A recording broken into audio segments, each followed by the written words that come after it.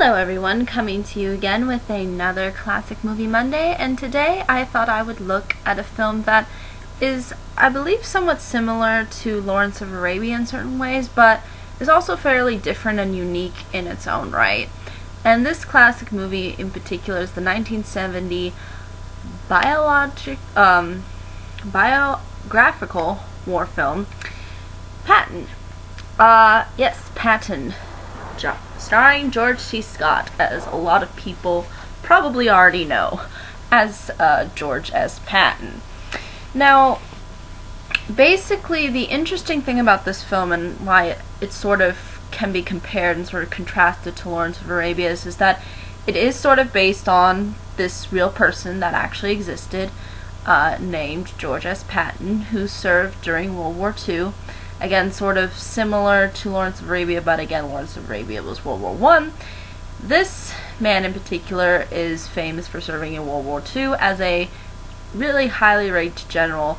And it basically goes, the film basically kind of goes through sort of Patton's character and the circumstances that he encounters throughout his times within war. And the interesting thing is that it's not really a film I think a lot of people would expect out of a war film.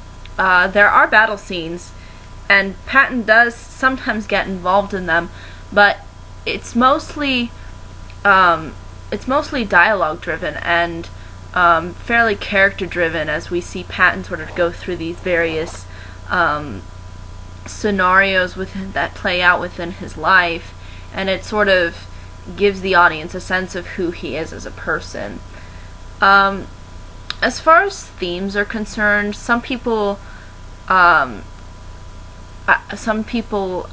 guess there's one side of people who feel that this is a more pro-war film and that Patton is more of a pro-war character, and then others would argue the latter, that he's not, and that he's more anti-war, and the whole message is based on anti-war.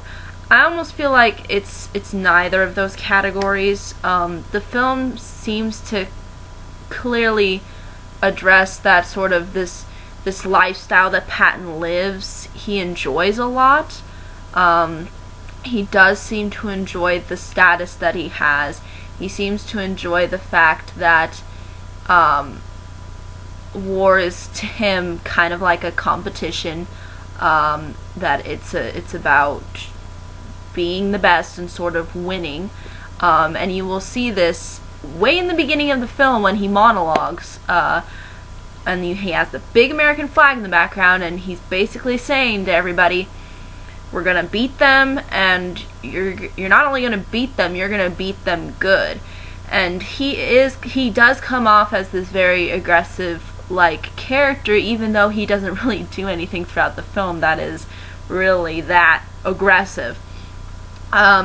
He just seems to like the persona of being a general and kind of being in charge. He likes to be sort of the coach, I guess you could say. And occasionally in the field whenever he can, and usually generals weren't in the field actually fighting, but Patton sort of broke that tradition a little bit by sort of participating at times, and you'll see how he does this within the film. But it seems to me that he's more of a complex character than just an aggressor. It does seem like he does have some legitimate points, and you do feel that he cares for his men. There's one scene in particular that I think is really pivotal to the film, where he goes inside a tent where injured soldiers are, and there's all these different soldiers who suffered various injuries and were dealing with sort of the repercussions of those injuries, like not being able to fully walk, or maybe just slowly recovering to maybe go out in the field again. I'm not sure. It's not really emphasized the kinds of wounds that the soldiers have, but the care that he shows to them is it shows that he does have this kind of compassionate, sensitive side, I think. And that sensitive side sometimes gets triggered in with that aggressive side, because as he's going through seeing these various soldiers, he sees one soldier who's not injured at all, who's just kind of freaked out, and is scared, because he might end up like one of the people that is in the hospital recovering. He seems to have some sort of psychological kind of trauma. And initially Patton gets angry at this because it's not like the soldier actually went out and got his leg blown off or something. And having him see all of these other soldiers suffering and having been through everything and sort of, trying to recover and remain strong, and then seeing this one soldier who's not even hurt at all and is not willing to sort of face the danger, really makes him angry. It pisses him off, and he sort of lashes him out and says, you're a coward, and he almost wanted to say, like, he almost kind of emphasizes the point of, look around at all these other people who've suffered. Does that give you the right to cry and complain even though you're not hurt at all and you haven't gone to combat? So that kind of aggressive angle of his character comes out, but the movie does a good job of emphasizing why he reacts this way. Because initially, if you would see him react this way without the context of him seeing these soldiers that are all beaten up and hurt, then you would think that Patton's kind of a jerk. But when you see what Patton is going through, and you see how he does have this kind of compassion, you do realize that there is a lot of depth to him, and it's not just he's not really doing it to be mean. He's doing it because he feels like it's a dishonor to those soldiers who are actually hurt and who actually suffered various wounds.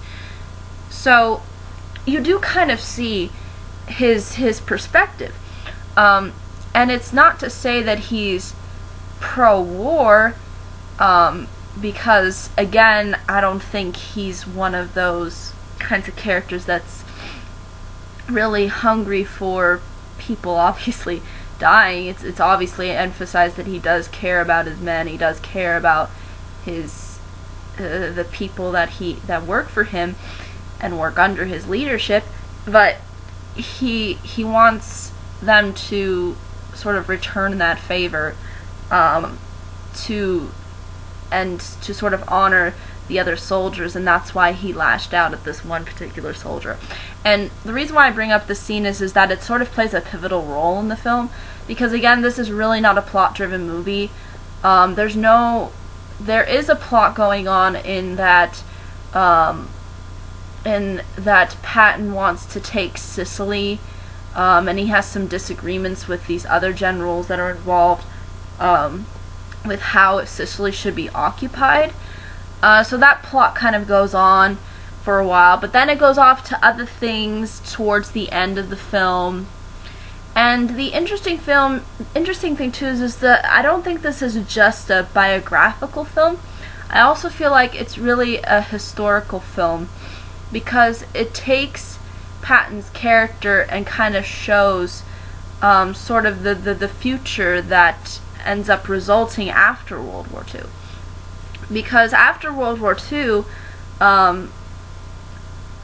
and Patton comes into contact with the Russians, and we're trying to sort of make peace with them and be friendly, and Patton just sees the BS for what it is, and kind of goes, there's just no way that that were going to be friends initially, really. And you'll kind of see how that plays out towards the end of the film. So the plot is a little bit all over the place, because it is more about Patton and his life, not really about the plot that Patton happens to be involved in. So it's really emphasized that his character is really the main focus.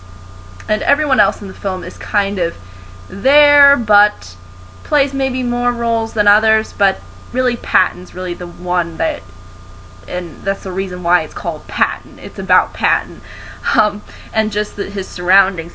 But the main point that I wanted to emphasize that's within the end of the film, and why I think it's more leaning onto historical, is that Patton sort of kind of predicts, almost, I want to say, the future and our future relationship with Russia. He almost sees it as you know, this is going to be like our next big, you know, kind of competition. This is going to be our next big, you know, kind of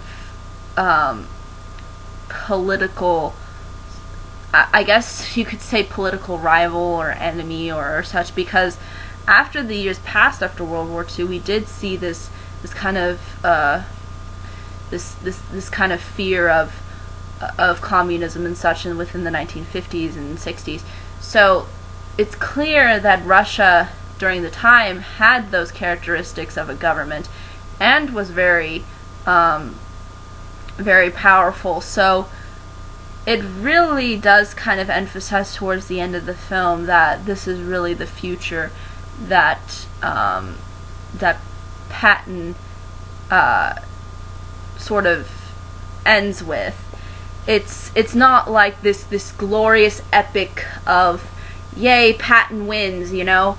And I really like that the film's not like that, and doesn't make it like that we're supposed to like glorify him as a character. More so much is that he's just a part of history, and that his time ultimately is gone, and ultimately there will be this other influence that comes along, and time will change, and even some people who are within that sort of transition even realize the impacts. Maybe similar to how some people that dealt with World War I realized that this dispute is not going to be over, there's going to be another war, and eventually there was World War II. So it is, I think, taking things from not only the context of Patton as a character, but it's taking the context of history and putting that within the film too, to sort of explain to everybody sort of that Patton is a part of history, and history is going to continue on without Patton, and sort of these political disputes and these conflicts are not going to end just because Patton won battles and such. That's not the reason. the reason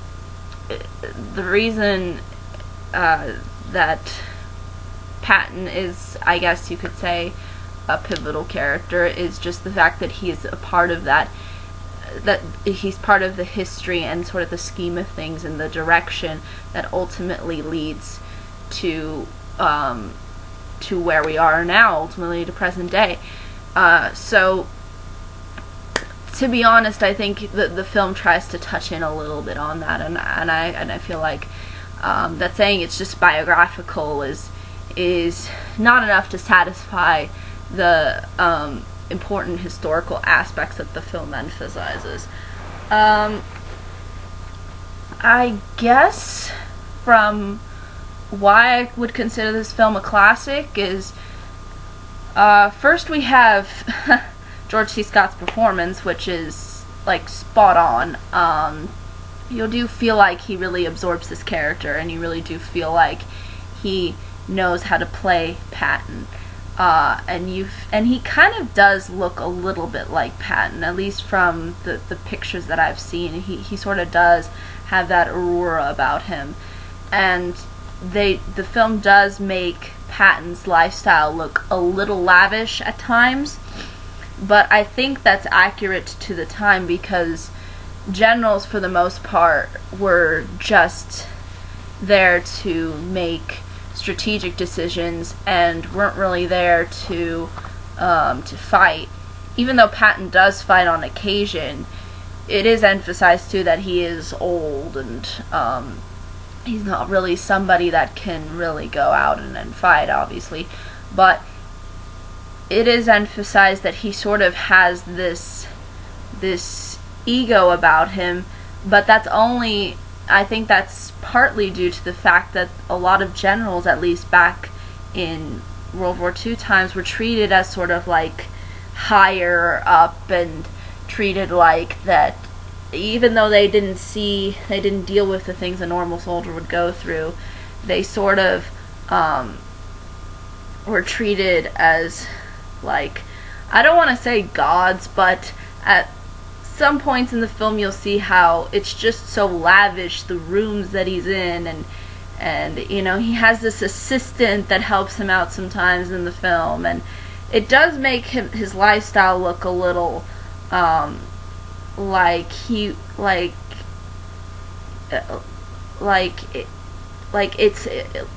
a lifestyle that feels removed from the surroundings of the time.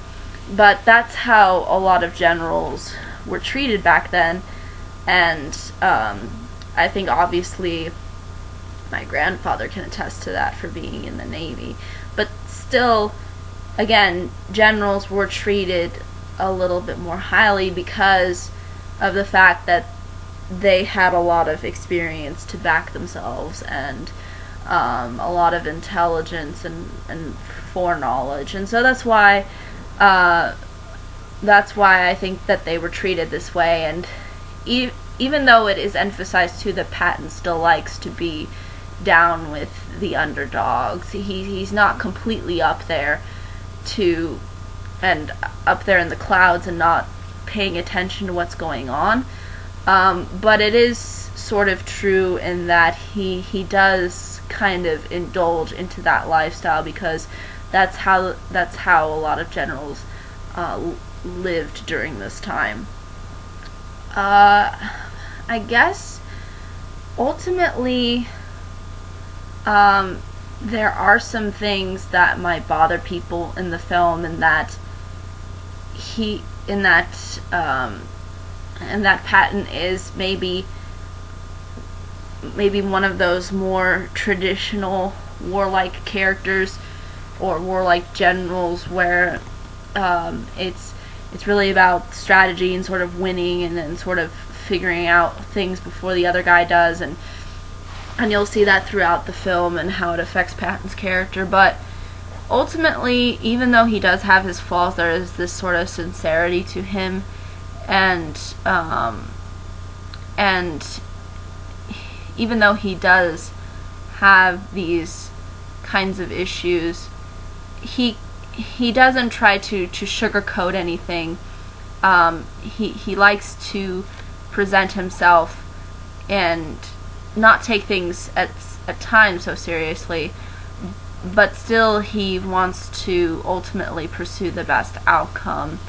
And even though he says things that might be controversial for people, especially with the bit with the soldier, which gets out and freaks people out, and then the stuff that he ends up saying in one speech that everyone just kind of goes, oh, why did Patton do this?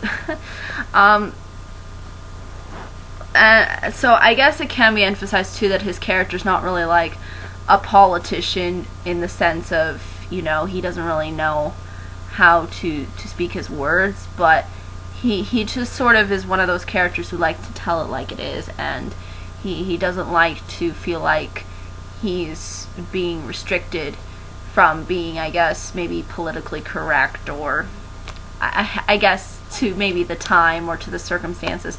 So he just likes to say what's on his mind and what he thinks, and some people are probably going to enjoy that, and some people are probably not going to enjoy that.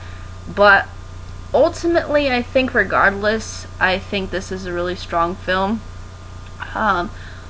Also, I think the references to like Rome and sort of to how Patton sort of emphasizes this point of, you know, I'm just kind of a part of this whole history. You know, it I think shows that the film's trying to reach a reach the audience on a different level. It's not just about Patton. It's about sort of the role that he plays within a historical context, and how he views that historical context, and how he kind of ultimately predicts sort of the future relationship that we end up having with Russia. I don't want to say he completely figures out everything, but he seems to get the general premise in that ultimately we're not going to like them. A little bit later on in the 1950s and 60s. So, I think really though that's ultimately all I can say without giving anything away. I think it is a fun watch. I think it's definitely worth recommending. I just don't know if whether or not people feel this kind of a character who may be a little bit more pro-war than anti-war might be somebody's cup of tea, because again, I want to say Patton is not really pro or anti-war. He just wants to win. That's really his goal throughout the movie. It's not to kill. It's not to create destruction so much as it is to just win the game. And a lot of generals really, if you look at it from a general's perspective, it really is like playing chess. It's like putting the pieces together. Okay, how can I do this to do that so that it's all about the brain, and figuring out what's the best way to strike down the enemy. They don't perceive it in the same way as a soldier does. So obviously Patton can't see things through the way that soldier who was freaked out, and he lashes out on sees war, because he's living within this general lifestyle. Even though he does try to come down at times and talk with people who are on the ground, and he does try to be involved in the battles, but he is limited because his only role really is to be a strategist, and he only sees things through more of a strategic perspective. So does he ultimately change, I think, in the film? Not really. I think ultimately Patton is Patton, and you can't really change him. I just think he has certain tendencies that might lead people to believe he's pro-war, or lead people to believe he's anti-war, or that the film overall is trying to say some message about war. But I don't think this movie is so much more about war as it is history. This film is about looking at things through Patton's lens, and how he sort of plays this role within history, and how he ultimately perceives what would end up happening from that history that he was a part of. So again, I think that pretty much is the heart of the movie. At least that's how I feel, and sort of exploring Patton as a character. But yeah, I think that's really all I can say. If there are any questions, comments, concerns, more than happy to answer them. But until next time, everybody.